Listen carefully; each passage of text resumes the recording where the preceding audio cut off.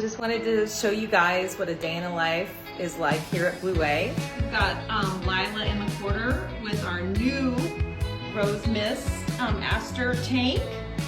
And here's Bill, he's the co-founder. He's the Bleuet dad, my husband. Bill, be your own kind of beautiful today. Okay, let's see. Bill's got a Topo Chico on his desk. He's also, looks like he's having some Trader Joe's Indian food today. That's great. Okay, coming over here to my desk. Just, you know, some reminders everywhere. Choose joy, because you gotta do that every day. Marker, some notes, bras, because I'm always trying to make the bras better, trying to make new styles. So that's there.